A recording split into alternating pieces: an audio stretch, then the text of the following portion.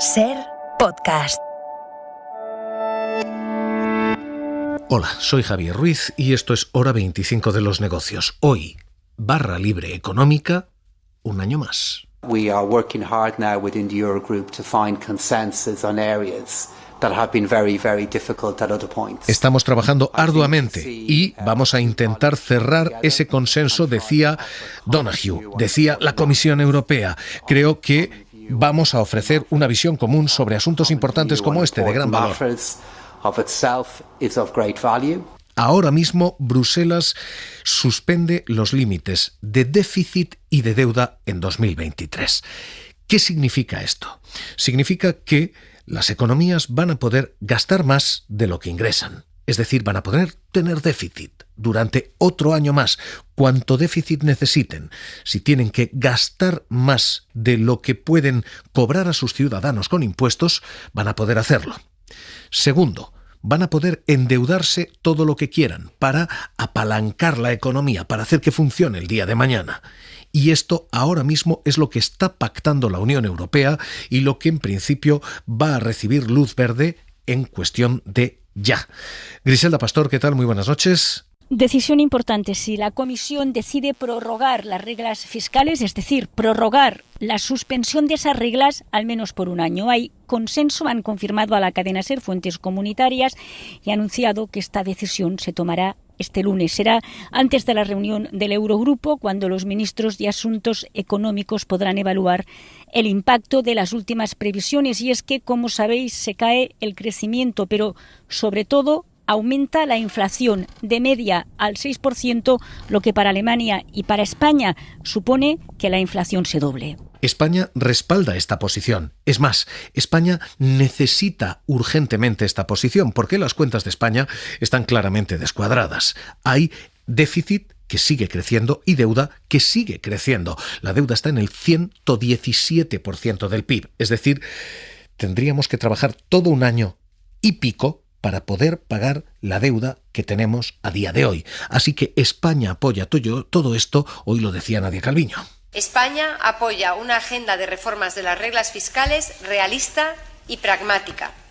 Defendemos un marco de consolidación fiscal con sendas de reducción del déficit y la deuda. Y exactamente eso es lo que ha sostenido también el Ministerio de Hacienda, María Jesús Montero. Nos inclinamos por esa suspensión de las reglas fiscales o al menos por una redefinición de las mismas que no ponga en riesgo ni la transformación digital ni los procesos de transición ecológica. ¿Qué está diciendo el Gobierno? Que el aire que tiene ahora mismo, esa respiración asistida, quiere mantenerla. ¿Y qué están diciendo los gobiernos de la Unión Europea? Manténgase. ¿Cuál es el problema? El que fija la AEREF. La Oficina de Supervisión Independiente dice literalmente, ojo, porque vivir de este aire prestado, de este oxígeno ahora mismo, es un problema el día de mañana, el día que se acabe. Cristina Herrero. Fiarlo todo a lo que vaya a hacer Europa y así vamos a volver a un marco de reglas fiscales o no, me parece que es un ejercicio un poco simplista, ¿no? Yo creo que a nivel nacional tendríamos que tener claro cuáles son nuestros objetivos de medio plazo y cuáles van a ser las políticas que vamos a instrumentar para alcanzarlos. Ahora mismo lo que tenemos sobre la mesa es esto: barra libre, un año más. Durante 2023 se va a poder correr con un déficit, correr con una deuda que sin embargo tiene distintas implicaciones a corto y a medio plazo. Vamos a echarle un vistazo a esto. Implicaciones a partir de aquí a corto y a medio plazo.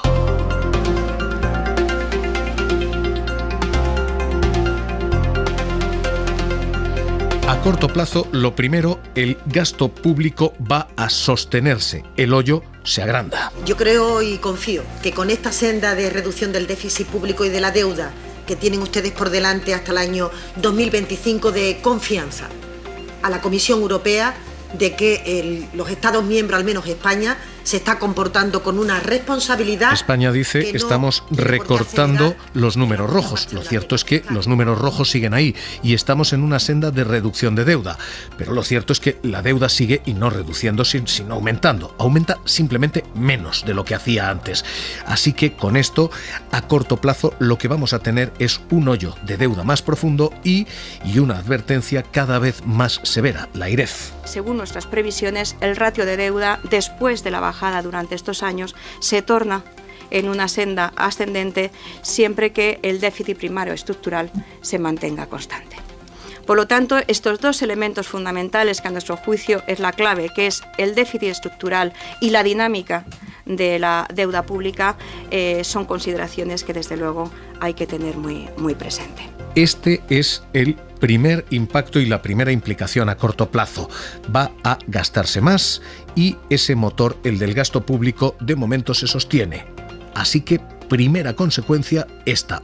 De los 4 motores de la economía, consumo, inversión, gasto público y sector exterior, el gasto público tiene luz verde para seguir tirando hacia arriba. Segunda consecuencia de corto plazo, la de las pensiones. Si no hay límite para aumentar el endeudamiento, si no hay problemas para aumentar el déficit, la Seguridad Social puede subir las pensiones.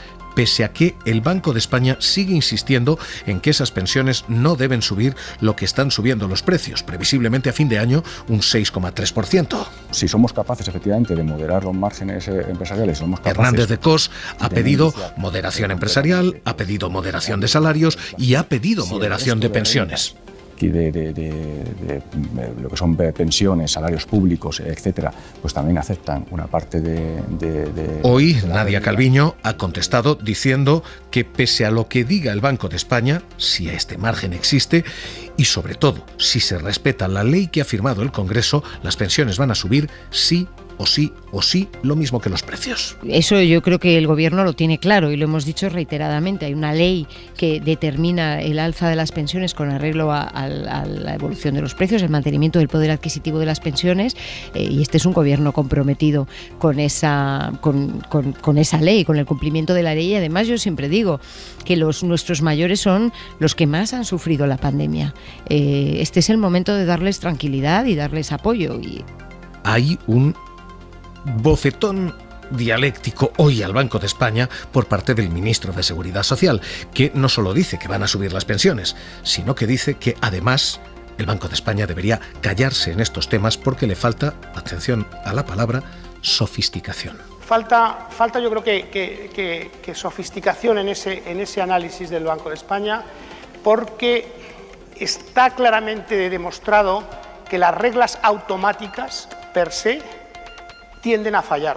Y en España, dramáticamente, las 2 reglas automáticas, las del 2013, tuvieron una vida cortísima.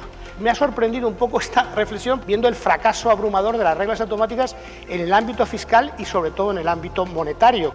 Ahora mismo, estas son las 2 implicaciones de corto plazo. Educación, sanidad, gasto público tiene luz verde para sostenerse y 2 pensiones tienen luz verde para subir. Pero a corto plazo también, todo lo que sube tiene que bajar y todo lo que nos endeudamos lo vamos a tener que pagar. Así que lo que estamos jugando a corto plazo es solamente un espejismo. Esa deuda hay que devolverla y esa es la gran advertencia del Banco de España. Lo que hoy estamos viviendo como mayor gasto, el día de mañana va a significar mayores impuestos. Sí o sí también, dice Hernández de Cos. Todos sabemos que las finanzas públicas va a haber que ponerlas en orden, que va a haber que sanearlas, ¿no? Y desde el Banco de España llevamos defendiendo ya desde hace tiempo que sería muy importante el diseño de ese programa de consolidación fiscal que permita el saneamiento de las cuentas públicas, que además pensamos que ese diseño debía ser cuanto antes. Y ese problema es ahora mismo un problema que además de cuánto suben los impuestos, nos va a dejar el de cuándo suben los impuestos, porque esa subida de impuestos debiera tener lugar en el peor de los años del mundo, en el que nunca suben los impuestos, el año electoral. Oye, ahora ha llegado el momento, amigos y amigas. Ahora sí que lo vamos a lograr.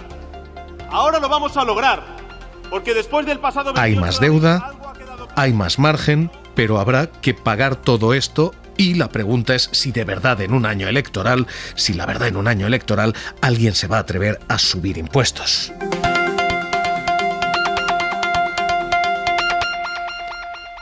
Todas estas son las consecuencias y todas estas las implicaciones.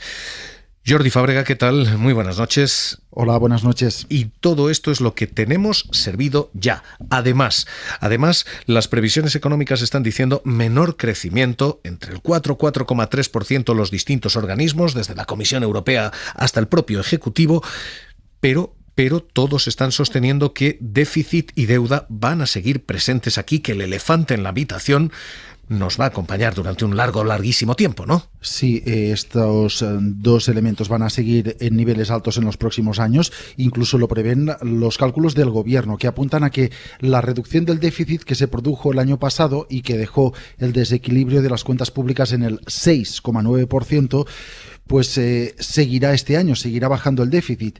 Bajará este año, bajará el que viene, bajará también al siguiente, pero en 2025 España seguirá con un déficit del 2,9%. Sería el primer año en el que estaríamos por debajo del 3%, que es el máximo que marcan las actuales reglas fiscales. Eso es lo que prevé el Gobierno, pero es también lo que prevén otros organismos como el Banco de España o como la IREF. En cuanto a la deuda, los últimos datos que tenemos son los que corresponden al primer trimestre de este año y que dejan la ratio de deuda pública en el 117,7% del PIB, es decir que, como decías, la deuda representa más de lo que genera en todo un año la economía, y aunque la previsión del Gobierno es que baje, llegó a estar en el 125% del PIB y ha bajado algo, pero esas previsiones dicen que en 2025 la deuda seguirá en el 110% del PIB, así que la bajada será escasa en estos años. Hay que recordar que antes de la crisis financiera de hace 15 años, la deuda estaba por debajo del 40%. Ahora mismo lo que tenemos es déficit, por tanto, hasta 2025, déficit, entiéndannos, es como en una casa, gastar más de lo que uno logra ingresar. Eso es déficit. Deuda, esto no se lo vamos a explicar, deuda toda la que tenemos por delante. Cuando uno tiene estas montañas de deuda, uno siempre tiene un riesgo. Como me suban los intereses, tenemos un problema. Bueno, pues el Banco Central Europeo va a subir los intereses. La primera subida de tipos de interés se producirá un tiempo después de que acaben las compras de activos. Todavía no hemos definido con precisión cuánto significa un tiempo después. Y aunque el Banco Central Europeo dice todavía no lo tenemos claro ya, y será en julio. Y eso ahora mismo puede suponer un problema para países tan endeudados como España, aunque el Ejecutivo dice que la deuda que tuvimos, la anterior, era tan alta que incluso aunque esta suba, como vamos renovándola, no habrá un problema, no habrá una tensión de tesorería. La verdad es que suban los tipos de interés después de años de estar en niveles extraordinariamente bajos es algo que esperábamos y que hay que ver con normalidad, ¿no? En particular, la economía española está preparada para una subida de tipos que no hay que esperar al Banco Central Europeo. Ya se ha visto, ya han subido los tipos de interés del mercado, de la deuda pública. La deuda pública está en una situación sólida, ¿no? Con una vida Gonzalo García Andrés, el secretario de Estado. Y también las familias y las empresas están en una posición financiera sólida para enfrentarse a una situación que en el fondo es también relativamente normal, ¿no? Pero esta ahora mismo es la cuestión, si de verdad estamos en una situación sólida ante todo lo que viene.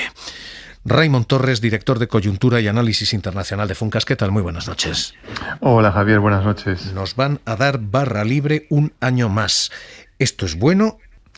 Depende de lo que hagamos con ese año más. Es decir, yo creo que lo más importante es encauzar la economía hacia una senda de crecimiento, porque yo creo que no hay nivel de deuda que sea sostenible si la economía no converge hacia una senda de crecimiento relativamente alta.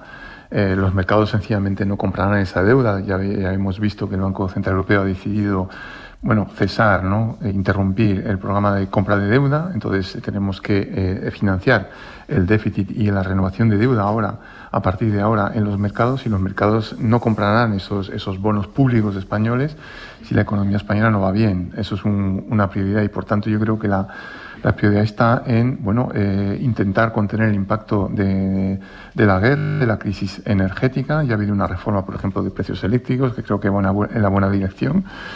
pero bueno, todavía hace falta otras cosas, hace falta reformas, hace falta inversiones dentro del plan de recuperación, y entonces ahí es donde tenemos que utilizar ese año. Y lo segundo que tenemos que hacer, yo creo, es ya emprender o anunciar una senda de corrección de los desequilibrios más allá, de alguna manera que se active cuando podamos empezar a superar esta crisis tan grave que es la crisis energética y la crisis geopolítica. ¿Usted confía en eso? Lo digo porque el año en el que deberíamos anunciar todas esas correcciones, por correcciones uno entiende también subidas de impuestos, es el año electoral. ¿Eso va a pasar?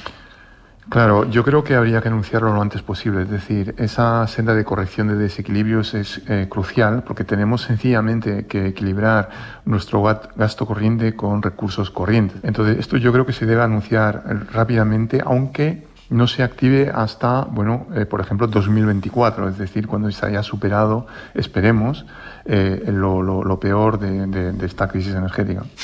Lo que viene, para quien nos esté escuchando, es barra libre ahora, en directo, y recortes de servicios, subidas de impuestos en diferido. Lo que viene para ajustar todo esto es: hay que recortar gasto, hay que aumentar recaudación.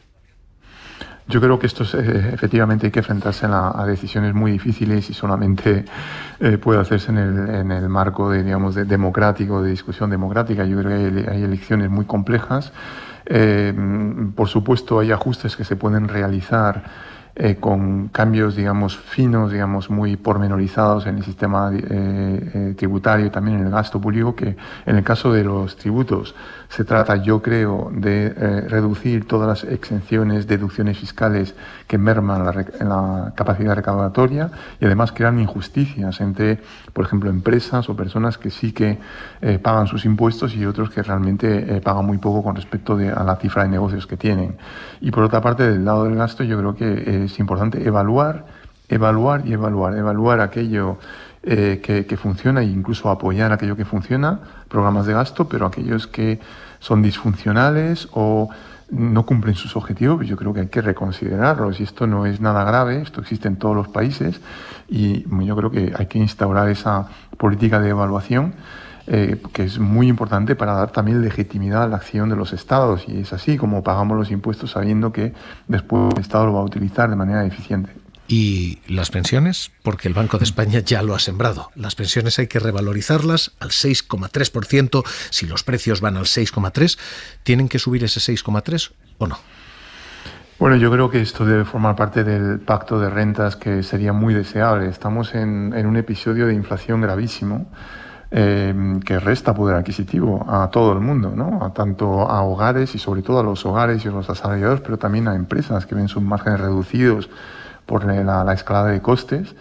Y yo creo por esa razón hace falta un pacto de rentas muy amplio, ¿no? El Banco de España ha dado pistas en cuanto a los salarios, que dice que no hay que indiciarlos, las pensiones, que tampoco hay que indiciarlas, pero habla de los márgenes, pero no dice cómo, ¿no?, contener los márgenes. Entonces yo creo que esto es algo que se tiene que discutir, y cada cual tiene que aportar algo, ¿no?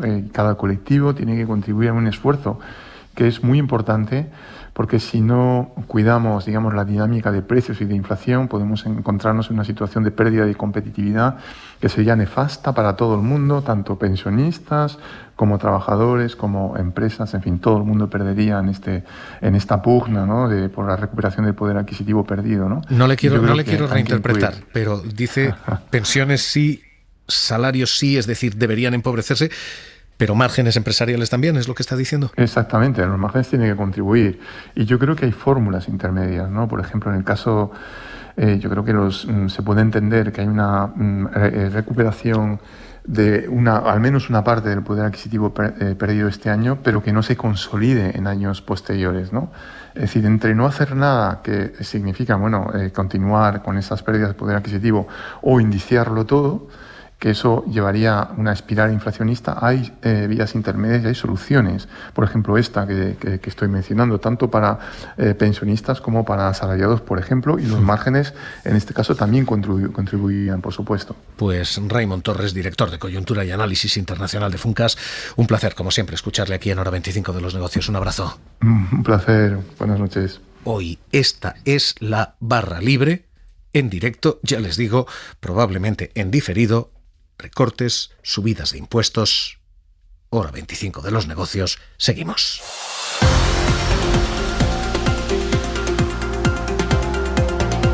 Suscríbete a Hora 25 de los negocios. Todos los episodios y contenidos adicionales en la app de Cadena SER y en nuestros canales de Apple Podcast, Spotify, iVoox, Google Podcast y YouTube.